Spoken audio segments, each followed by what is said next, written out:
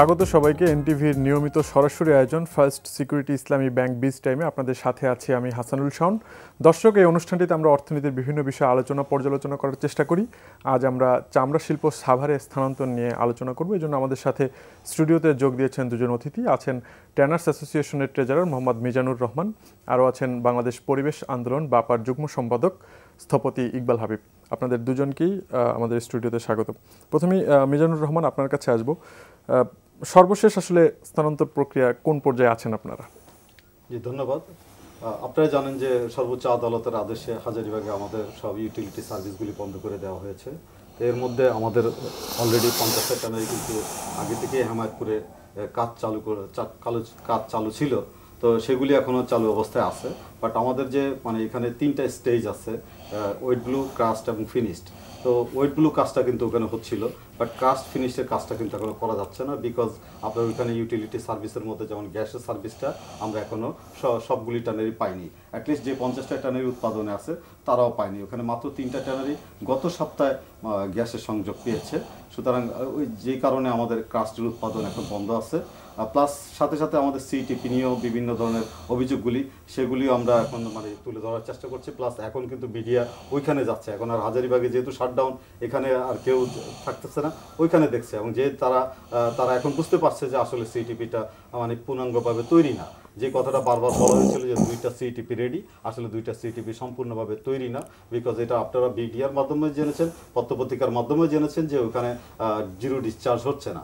তো সুতরাং আমরা বারবারই দাবি করছি যে সিইটিপিটা যেন আমাদেরকে দ্রুততার সহিত তৈরি করে দেওয়া হয় এবং আন্তর্জাতিক মানসম্পন্ন যেন করা হয়। আদারওয়াইজ আমরা কিন্তু এখন চলে যাব, আমাদের আর এখানে কোনো স্কোপ নেই। সুতরাং ওখানে যদি আমরা সম্পূর্ণ ফুল সুইংয়ে আমরা আমাদের প্রোডাকশনটা শুরু করি, তাহলে কিন্তু এই সিইটিপি মুখ থুবড়ে পড়বে, আমাদের ব্যবসা অনিশ্চিত হয়ে যাবে। আমরা কিন্তু এখানে অলরেডি অনেক টাকা, প্রায় 2000 বা 2200 কোটি টাকার মতো ইনভেস্ট করে ফেলেছি। আচ্ছা, এই প্রসঙ্গে আসবো আপনার কাছে আবার। জনাব ইকবাল হাবিব, আপনি পরিস্থিতি আসলে কি দেখছেন? কেন হচ্ছে না, কেন এই দীর্ঘসূত্রিতা? আমার মনে একটু পিছন ফিরে তাকিয়ে দেখা দরকার। 1986 সালে প্রথম এই পলিউশনের বিষয়ে এক ধরনের সোচ্চার অবস্থা তৈরি হয় এবং 2003 সাল থেকেই সাভার প্রজেক্টের ইনসেপশন হয়। 2008 সালে এই 2010 সালের মধ্যে এটা রিমুভ করা, এখান থেকে সরে যাওয়ার একটা গভর্নমেন্টের সিদ্ধান্ত হয়। 2010 সালে হাইকোর্ট 2 বছরের সময় দিয়ে 2012 সালের মধ্যে চলে যাওয়ার জন্য সুনির্ধারিত করে দেয়। 2016 সালের জানুয়ারি মাস থেকে শুরু করে অগাস্ট সেপ্টেম্বর পর্যন্ত বিভিন্ন সময় দেওয়া হয়, পেনাল্টি দেওয়া হয়, আলটিমেটাম দেওয়া হয় এবং টাইম এক্সটেন্ড করে করে করে করে ডিসেম্বর পর্যন্ত এই ধারাবাহিকতা চলে। 2017 সালে এসে আমরা কঠোর অবস্থানে মন্ত্রণালয়কে দেখি, আদালতকে দেখি। আমি পিছনের অংশটুকু বললাম এই জন্যে, এই যে পুরো সময়টা, অর্থাৎ ওই যে 2008 সালে সিদ্ধান্ত হয়, 2003 সালে যে সিদ্ধান্ত হয় এবং তারপরে 2008 সালে প্রকৃত অর্থে কার্যক্রম শুরু হয়, এই পর্যায়ের বিভিন্ন ধারায়, বিভিন্ন ধাপে পরিবেশ আন্দোলনের কর্মী হিসেবে আমরা অনেকগুলি সভায় উপস্থিত হওয়ার সৌভাগ্য বা দুর্ভাগ্য আমাদের হয়েছিল। আমরা দেখেছি কীভাবে ট্যানারি মালিকরা অত্যন্ত দৃঢ়তার সঙ্গে তাদের এই স্থানান্তরের বিষয়ে অসহযোগিতার একটা সম্পর্ক বা অসহযোগিতার অবস্থান তারা গ্রহণ করেছিল। এবং সত্যিকার অর্থে আজকে ট্যানারি মালিকরা যখন এই কথা বলেন যে ওখানে জিরো ডিসচার্জ এনশিওর করতে হবে, তখন কিন্তু আমাদের বুক আশায় বাঁধি। যারা এই সেই ট্যানারি মালিক যারা যেতেই চায় নাই, যারা এইসব ইটিভির কথা শুনতেই চায় নাই, যারা মনে করেছে দূষণ করা আমার জন্মগত অধিকার, জল, বায়ু এবং জীবন দূষণ করা আমার জন্য কোনো ব্যাপার না, তারা আজকে বলছে যে জিরো ডিসচার্জ হতে হবে।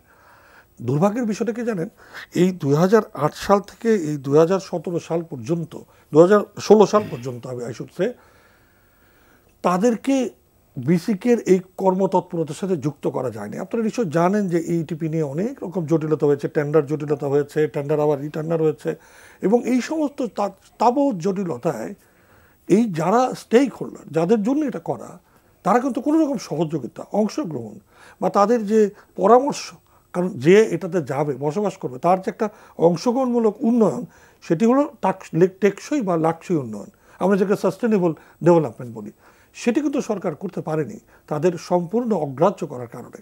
যদিও 16 সালের পরে এই অবস্থার পরিবর্তন হতে শুরু করে এবং 17 সালে এসে এই চামড়া শিল্পের মানুষরা তারা এখন যেতে যখন বাধ্যই, তখন তারা এই সমস্ত বিষয়ে নাক ঢোকানো শুরু করলো। এবং তখনই আমরা জানতে পারলাম জিটিপির কী কী দুর্বলতা রয়েছে। এখন দুর্বলতার জন্য সরকার বা বিসিককে আমি দায়ী করতে পারি বা করব, কিন্তু এই পুরো প্রক্রিয়ায় যদি শুরু থেকেই এই ট্যানারি মালিকরা অংশগ্রহণ করতেন, তাহলে সত্যিকার অর্থে আজকের এই অবস্থা তৈরি হতো না। ডিম আগে না মুরগি আগে, মুরগি আগে না ডিম আগে করে করে এই ইটিপির বিভিন্ন অংশের ক্ষেত্রে চাইনিজ ঠিকাদার অনেক রকম ফাঁকিবাজি করে বসে আছে। এবং ফাঁকিবাজির সময় তারা বলছে যে শিল্প তো তৈরি হয় নাই, এবং শিল্পের বর্জ্য না আসতে আমি তো টেস্ট করে আমি তো দেখাতে পারছি না। আবার তার ইনস্টলেশনের 1 বছরের মধ্যে তার কিন্তু দায় দায়িত্ব শেষ হয়ে যায়।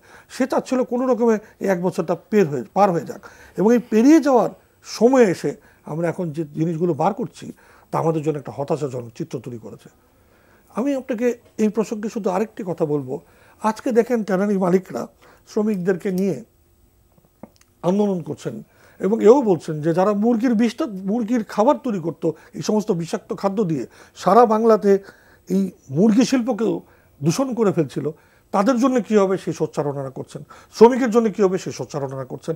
আচ্ছা, এত বছর ধরে এই শ্রমিকদের স্বাস্থ্য সুরক্ষা, তাদের যে জনস্বাস্থ্যর অকল্যাণ হচ্ছিল, নদীর অকল্যাণ হচ্ছিল, জমির অকল্যাণ, ওখানে যারা থাকে প্রতিবেশের লক্ষ মানুষের অকল্যাণ হচ্ছিল, সেই অকল্যাণ যারা করলেন তারা কিন্তু আজকে আবার শ্রমিকের পক্ষে কথা বলছেন। এটা আমি সাধুবাদ হিসেবে দিচ্ছি। এই জন্যে এই পরিবর্তন বোধহয় সরকারের দৃঢ়তার কারণে, পরিবর্তন বোধহয় পরিবেশবাদীদের রুখে দাঁড়ানোর কারণে এখন তৈরি হয়েছে। এখন তারাও প্রতিবেশ সংরক্ষণের বিষয়টাকেও গুরুত্বের সঙ্গে আনছেন। তো আজকের অবস্থা তৈরির জন্য কিন্তু অনেক রকমের পার্টিসিপেটরি প্রোগ্রাম না করা, অর্থাৎ স্বঘোষিতভাবে শুরু থেকেই আসলে সম্পৃক্ত না হওয়াটা আমি মনে করি মূল কারণ। মিজানুর রহমান, আপনি এই দায় নেবেন কিনা আসলে? আপনারা না, এই দায় আমি নিব না, বিকজ উনি যেটা বলছেন তথ্যগতভাবে ওটা সঠিক আছে, কিন্তু একটা জিনিস উনি বলেন নাই যে আমরা যে হাজারীবাগ থেকে ওখানে যাব সেটা কেন যাব, পরিবেশসম্মত একটা শিল্পনগরী গড়ার জন্য। সেই পরিবেশসম্মত শিল্পনগরী গড়ার জন্য প্রথম দরকার আমার সিইটিপিটা কমপ্লিট হওয়া। এই সিইটিপিটার কাজ শুরু হয়েছে কবে? 2014 সালে জুলাই মাসে। সুতরাং এই 2014 সালে জুলাই মাসে ওনারা সরকার থেকে যে কন্ট্রাক্টটা নিয়েছে 18 মাসের মধ্যে কমপ্লিট করে দিবে, সেটার এখন কি অবস্থা এই ব্যাপারে কিন্তু ওনারা কোনো কথা বলছেন না। আমরা কবে যাব, কাজগুলোর সাথে আপনারা সম্পৃক্ত ছিলেন কিনা? আমরা সম্পৃক্ত না, বিকজ এটা বিসিক কন্ট্রাক্ট দিয়েছে, বিসিক এটা মনিটর করবে, আমাদের কোনো ইনভলভমেন্ট এখানে নাই। আমাদেরকে হয়তোবা ডাকলে আমরা যে দুই একটা কথা বলতে পারি, এবং সেটা আমরা বলেছি। আমরা প্রথমেই বলেছি যে সিটিপিতে সল্টের কোনো ব্যবস্থা করা হয়নি, সল্ট ওয়াটার যেটা যাবে সেটার কোনো ব্যবস্থা হয়নি। 2 বছর আগে আমি মন্ত্রণালয়ের একটা প্রোগ্রামে এটা বলে এসেছি, কিন্তু সেটার কোনো পদক্ষেপ নেওয়া হয়নি। এটা ওনাদের কি বলতে হবে, কারণ এই সিটিপিটা যদি কমপ্লিট না হয় তাহলে তো পরিবেশ ধ্বংসই হবে।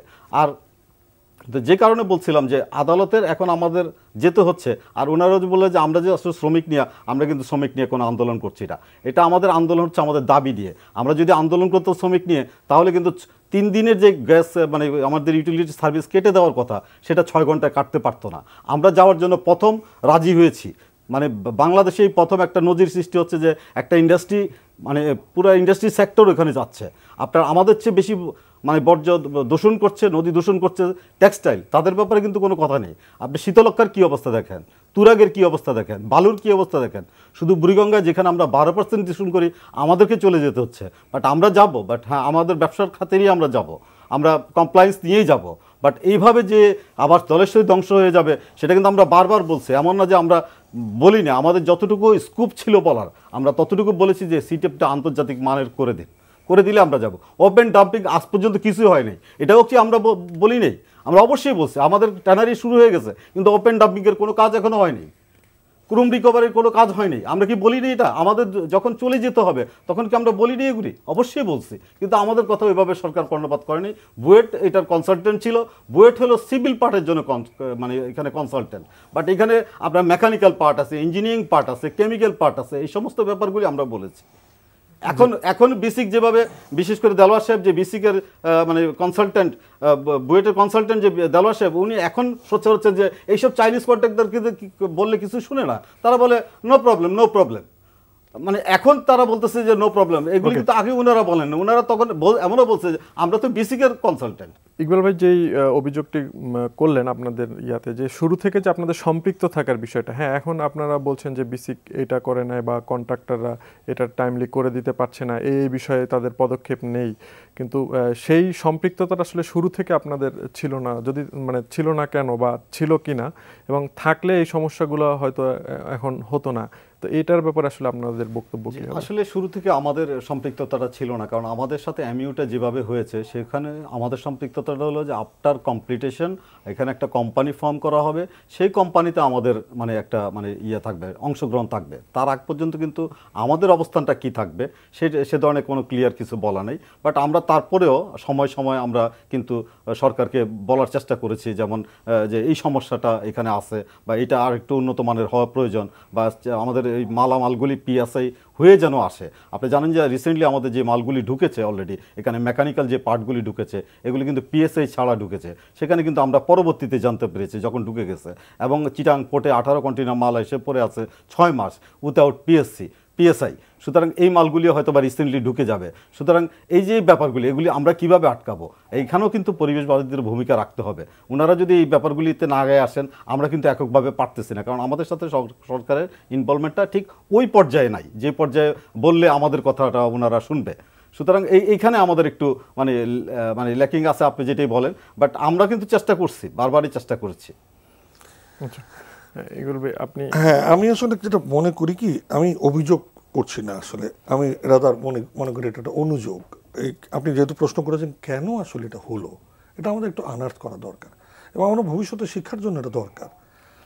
যদি প্রথম থেকেই আমাদের এই চামড়া শিল্পের মানুষগুলো পরিবেশবাদীদের সাথেও, পরিবেশবাদীরা তো ওনারই অংশ, আমরা তো আলাদা কোনো বস্তু না।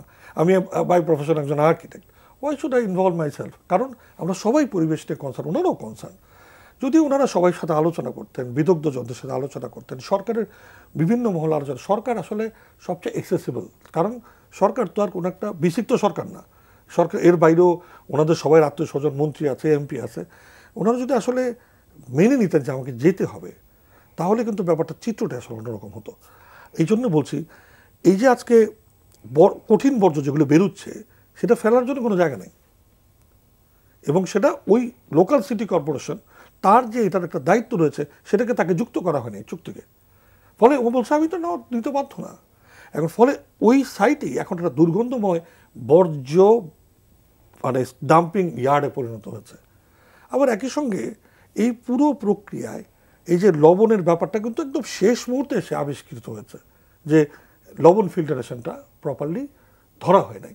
আমি এগুলি দেখি আর ভাবি যে আমরা শুরুতেই এটা ওই বিজেপি ভবন ভাঙার মতো একটা পর্যায়ে কিন্তু ওনারা ভাবেন যে না কিছু হবে না, আমাদের যেতে হবে না। এই প্রক্রিয়া হলে হয় কি, আলটিমেটলি যখন যেতে হয় তখন কিন্তু সবাই আমরা লুজার হই। আর সরকারের যেটা হয়, এটা ভালো উদ্যোগ, সরকারটা ভালো উদ্যোগ কিন্তু ভেস্তে যায়। তবে আমি এখানে কঠোরভাবে যেটা বলতে চাই, প্রাক সমীক্ষাহীন এ ধরনের প্রকল্প করা যে কত বড় আহামকি, এই প্রকল্পের মধ্যে দিয়েও আমরা আরেকবার দেখলাম। অর্থাৎ একটা প্রকল্প, যে প্রকল্প বড় একটা শিল্পকে আধুনিকায়নে ভূমিকা রাখবে এবং সামগ্রিকভাবে ঢাকা শহরের বিশাল পরিবেশ উন্নয়নে গুরুত্বপূর্ণ ভূমিকা রাখবে, সেই প্রকল্প যথোপযুক্ত প্রাক সমীক্ষা হওয়া দরকার, এবং যারা স্টেক হোল্ডার তাদের সাথে জনসম্পৃক্ত করে এই প্রকল্পের পুরো প্রোগ্রামটা তৈরি করা দরকার। কী কী থাকতে হবে, কীভাবে থাকতে হবে। এবং উদাহরণ হিসেবে যদি আরেকটু বলি, যে এখানে যারা শ্রমিকরা কাজ করে তারা কিন্তু বিশেষায়িত শ্রমিক, যে কোনো শ্রমিক ঢুকালে এই চামড়া শিল্পে কাজ করতে পারবে না, তারা তো জানেই না।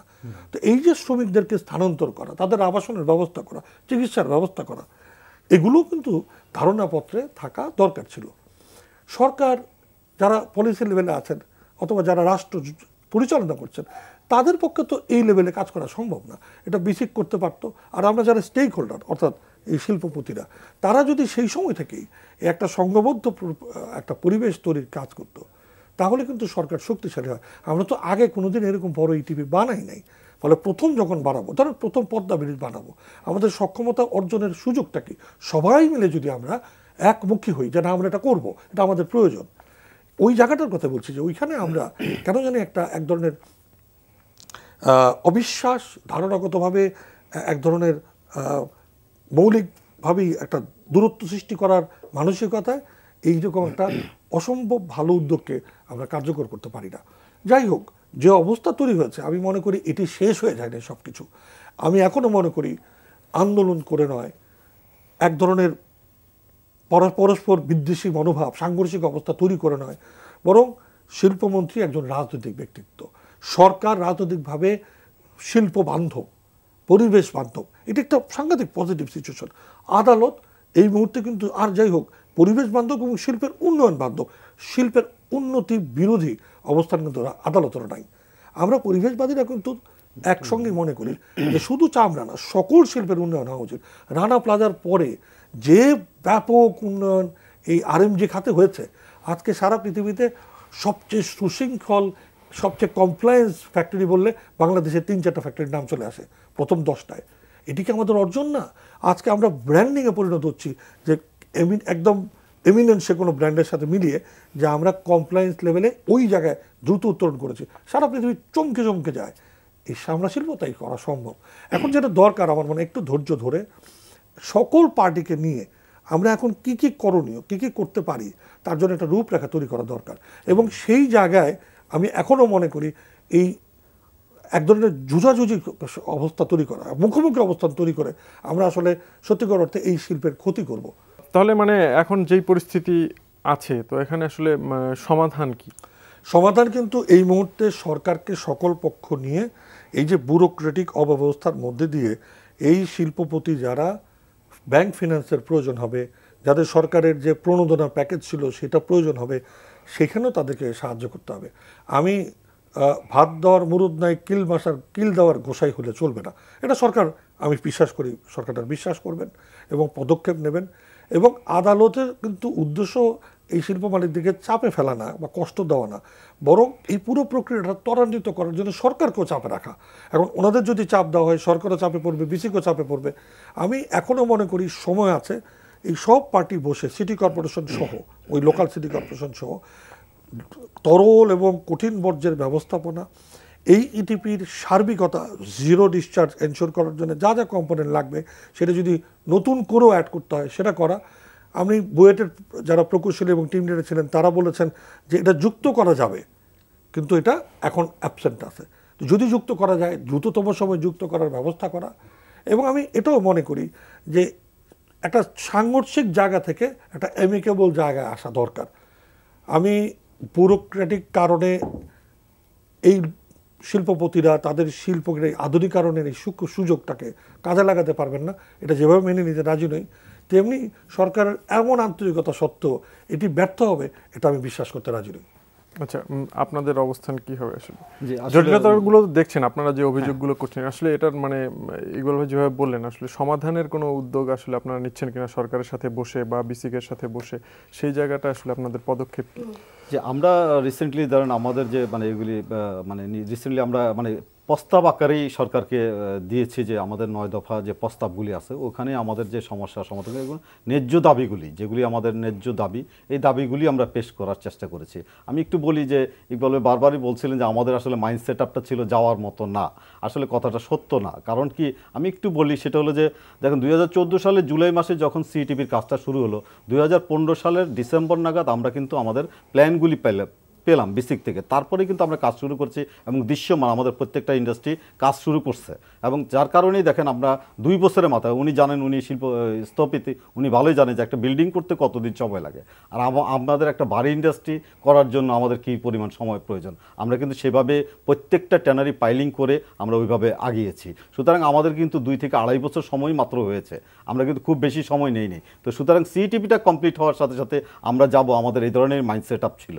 সুতরাং এখন আমাদের অবস্থানটা হলো এরকম যে আমাদের তো এখন মনে করেন যে এখানে কোনো উৎপাদন টোটালি বন্ধ, যার কারণে আমরা এখন বিদেশি বায়ারগুলি হারানোর আশঙ্কা করতেছি। সুতরাং দ্রুততম সময়ে আমরা কিন্তু এখন যে বিল্ডিংটা করছি, ইকবাল একটু বলেছেন যে আমরা ওই যে মানে জমির যে রেজিস্ট্রেশন, আমরা কিন্তু অলরেডি আমাদের 10ম কিস্তি পর্যন্ত পরিশোধ করেছি, অনেকের টাকাগুলি নিচ্ছে না, জমি রেজিস্ট্রেশন দিচ্ছে না। আপনারা জানেন যে আমরা এখানে 2200 কোটি টাকার মতো অলরেডি ইনভেস্ট করে ফেলেছি এবং এখানে আমাদের আরও 5000 কোটি টাকার মতো প্রয়োজন হবে আমাদের নতুন মেশিনারি সেট আপ। আমরা যেহেতু এখানে একটা কমপ্লায়েন্স ট্যানারি করতেছি, সুতরাং আমাদের মানে ওই ব্যাপারগুলি প্রয়োজন হবে। সুতরাং আমরা কিন্তু ওই জমি রেজিস্ট্রেশনটা যদি পাই তাহলে আমরা ব্যাংকে এটাকে মর্টগেজ রেখে আমরা লোন নিতে পারি। আপনি জানেন যে এখানে আমরা যে মানে এই ইনভেস্ট করেছি এই টাকাটা কিন্তু সম্পূর্ণ আমাদের পার্সোনাল, আমরা কিন্তু ব্যাংক থেকে কোনো ফাইন্যান্স নিতে পারিনি। আমাদের অনেকের ব্যক্তিগত জমি জমা বিক্রি করে বা আমাদের ব্যবসায়িক থেকে টাকা মানে সরিয়ে তারপরে এখানে আমরা ডেভেলপমেন্ট কাজগুলি করেছি।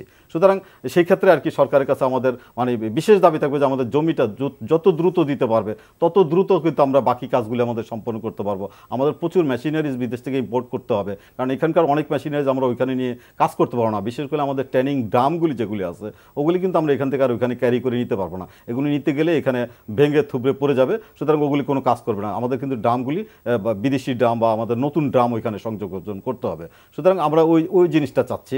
প্লাস সাথে সাথে আমাদের যে মানে ক্ষতিপূরণের টাকাটা, দেখেন আমাদের কম্পেনসেশনের একটা টাকা দিবে বলে অনেক মানে চেষ্টা তদবিরের পরে আমরা এটা পেয়েছি, সেটারও অর্ধেক টাকাটা এখনও দিয়েছে, বাকি অর্ধেক টাকাটা এখনও দেয়নি। আমাদের অনেক ট্যানের কমপ্লিট হয়ে গেছে, অনেক নীতির কারণে ব্যুরোক্রেটিক জটিলতায় আমরা কিন্তু সেটাও এখনও পাইনি। সুতরাং ওই যে আর্থিক সহযোগিতা এটা পেলেও কিন্তু আমাদের কিন্তু এখন মেশিন ট্রান্সফারই বেশি হচ্ছে। সুতরাং আমাদের এই মেশিন ট্রান্সফারের জন্য যে কস্টটা আছে সেই কস্টটাও এখান থেকে আমরা নির্বাহ করতে পারবো। তো সুতরাং বাদ বাকি মানে যে আমাদের সাহায্য সহযোগিতাগুলি দরকার, আমাদের এখানে অনেকগুলি খরচ আছে, অনেক ধরনের খরচ আছে, সেগুলি আমরা নির্বাহ করতে পারবো কিছুটা, সেটা যদি সরকার আমাদেরকে প্রোভাইড করে। এমনি রপ্তানির কি অবস্থা আসলে? রপ্তানিতে ধরেন এখন তো ধরেন আমাদের বায়ার প্রায় 1200 কোটি টাকার মতো আমাদের কিন্তু রপ্তানি আদেশ ছিল। সেই রপ্তানি আদেশটা এখন স্বাভাবিকভাবে একটু ব্যাহত হবে। সুতরাং আমরা বায়ার ফেব্রুয়ারি পর্যন্ত কিন্তু টার্গেটের চেয়ে বেশি আছে, টার্গেটের বেশি আছে। সেটা হলো আমাদের কিন্তু স্টকটা হয়েছে মার্চের, এপ্রিলের 8 তারিখে, এপ্রিলের 8 তারিখ পর্যন্ত আমাদের উৎপাদনটা এখানে কিছুটা হয়েছে। তো যার কারণে এখন এর পরবর্তীতে এখন কিন্তু উৎপাদন বন্ধ। এখন তো আমাদের কিন্তু ওইখানে আমরা উৎপাদন করতে পারছি না। প্রভাবটা মানে একটু পরে গিয়ে পড়বে, একটু পরে যায় হয়তো বা জুন জুলাইতে যে প্রভাবটা পড়বে। অলরেডি কিন্তু বায়াররা আমাদেরকে বলতেছে যদি দেরি হয় সেক্ষেত্রে আমাদের ইয়ার শিপমেন্ট করতে হবে, সেই চার্জটা আমাদের দিতে হবে, বা আমাদের বায়াররা যদি টাইমলি মালটা না পায় আমাদের থেকে ক্ষতিপূরণ দাবি করতে পারে, বা তারা আরবিট্রেশন মামলা টামলাও করতে পারে। এই ধরনের একটা জটিলতার সামনে দেখা দিতে পারে। প্লাস এই বায়ারগুলি কিন্তু অন্যান্য দেশে চলে যাবে, আমাদের কম্পিটিটর দেশগুলিতে ওনারা সুইচ করতে পারে, কারণ তারা তো আর বসে থাকবে না অনন্তকাল। ঠিক আছে ইকবাল ভাই, আপনার কাছে আসবো, একদম সময় নেই, সংক্ষেপে যদি বলেন হাজারীবাগ নিয়ে আসলে কি প্ল্যান হওয়া উচিত? খুবই গুরুত্বপূর্ণ, আমি এটা নিয়ে কথা বলতে চাচ্ছিলাম। তবে তার আগে একটা কথা বলি, অন্য দেশ নিয়ে যাবে বা আমরা সব মার্কেট হারাবো এটা আমি বিশ্বাস করি না। এই জন্যে শিল্পের এই উন্নয়ন, এই যে পরিবেশ বান্ধবতা, এর কারণে কিন্তু আমরা উন্নততর একটা ব্র্যান্ডিং হিসেবে বাংলাদেশের শিল্প, চামড়া শিল্প দাঁড়িয়ে যাবে, এবং এই দাঁড়িয়ে যাওয়ার পরে কিন্তু আমরা সকলেই এর উপকার পাবো ইনশাল্লাহ। আর এই অত্যন্ত দামি জমির বাংলাদেশের রাজধানী শহরে হাজারীবাগের এই যে জমিগুলো আছে, এটাকে ডিটেল এরিয়া প্ল্যানে পরিষ্কারভাবে বলা আছে ডিটক্সিফিকেশন করে এর পুনর্ব্যবহার নিষিদ্ধ করা। আমি মনে করি সরকার ওই উদ্যোগটা দ্রুত নেওয়া দরকার। তাতে কিছু অর্থের সমাগম হবে যেটা তাদেরকে একটু শক্তিশালী করবে, এবং এই ডিটক্সিফিকেশন করে এটাকে ওই অঞ্চলটাকে একটা এডুকেশন জোন হিসেবে তৈরি করার সরকারের মূল পরিকল্পনা ছিল। আমি মনে করি সেই বিষয়েও দ্রুত এই মালিকদুলের সাথে সরকার যদি মানে গৃহায়ণ ও গণপূর্ত মন্ত্রণালয় যদি একটা কার্যকর পদক্ষেপ গ্রহণ করে, এই অর্থের যোগানটা তাদেরকে সাহায্য করবে দ্রুত তাদের পায়ে দাঁড়াতে। আমি মনে করি সেই সার্বিক পরিকল্পনা নিয়ে সকলের সহযোগিতার মধ্যে দিয়ে এই উত্তরণের যাত্রায় আমরা ইনশাআল্লাহ পৌঁছে যাব। আমাদের যা দুঃখ যা কষ্ট রয়েছে এটাকে আলাপ আলোচনার মধ্যে দিয়ে, পরস্পরের সহযোগিতার মধ্যে দিয়ে আমরা এই সব বাধা অতিক্রম করেই একটা বাস্তবসম্মত, পরিবেশ বান্ধব এবং শ্রমিক বান্ধব শিল্প গড়ে তুলতে পারবে ইনশাআল্লাহ। জি, আমাদেরও সেই প্রত্যাশা। আপনাদের দুজনকেই ধন্যবাদ আমাদের সাথে স্টুডিওতে এসে সময় দেওয়ার জন্য। দর্শক, আজ এখানেই শেষ করছি। আমাদের অনুষ্ঠানটি পুনরায় দেখতে ভিজিট করুন এনটিভির অনলাইন www.ntvbt.com এই ঠিকানায়। সবাই ভালো থাকবেন, সুস্থ থাকবেন। ধন্যবাদ সবাইকে।